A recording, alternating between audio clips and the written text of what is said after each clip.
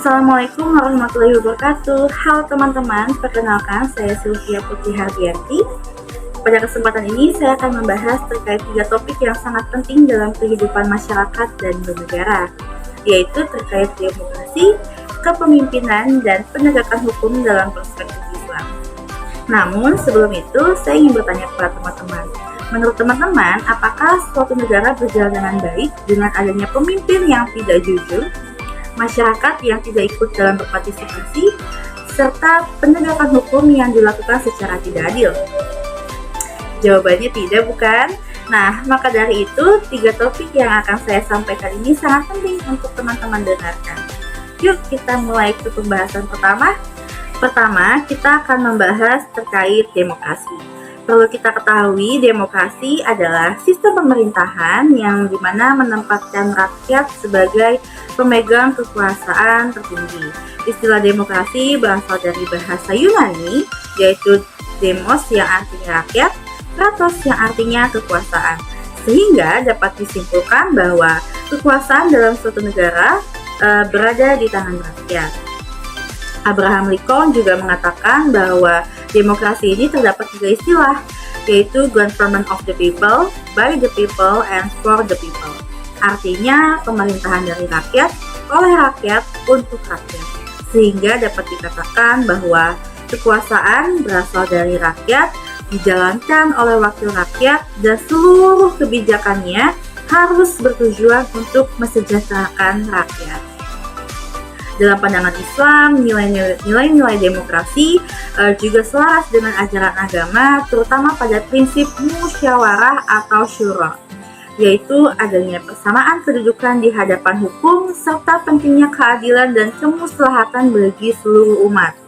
Jadi, demokrasi itu bukan hanya tentang memilih pada saat pemilu, tetapi bagaimana masyarakat ikut memberikan pendapat, mengawasi jalannya pemerintahan, dan bersama-sama membangun kehidupan negara yang lebih baik.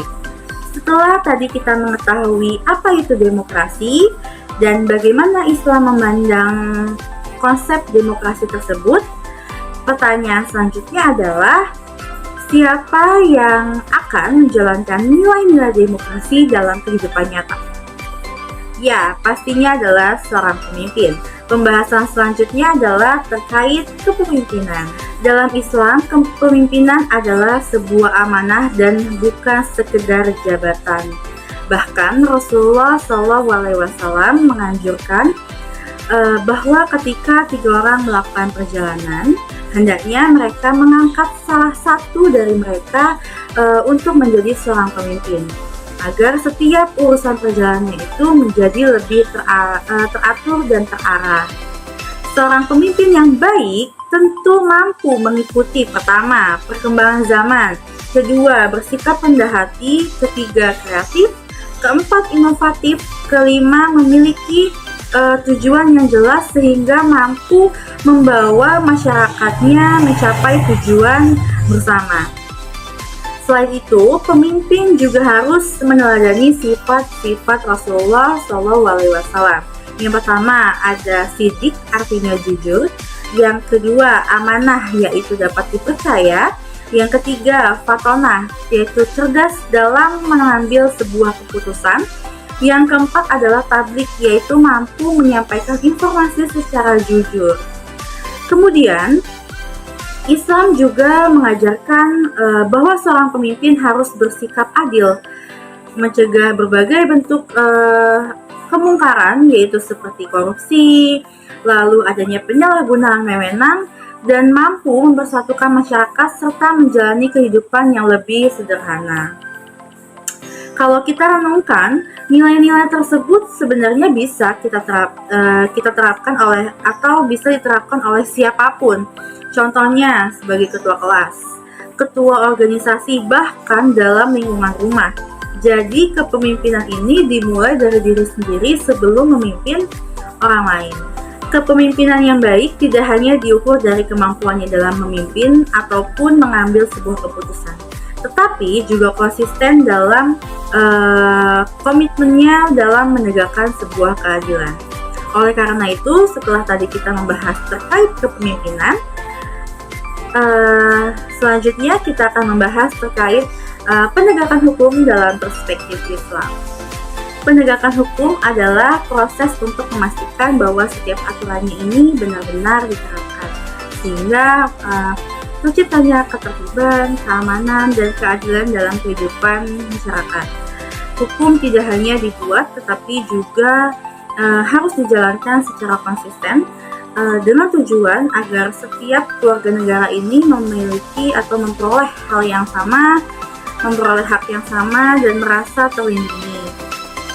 Keberhasilan penegakan hukum itu dipengaruhi oleh beberapa faktor. Yang pertama adanya kualitas peraturan yang berlaku, yang kedua integritas aparat penegakan hukum, ketiga ketersediaannya sarana dan fasilitas, yang keempat kesadaran masyarakat untuk menaati peraturan, yang kelima adanya budaya hukum, yang keenam terakhir yaitu komitmen hakim dalam memberikan keputusan yang adil.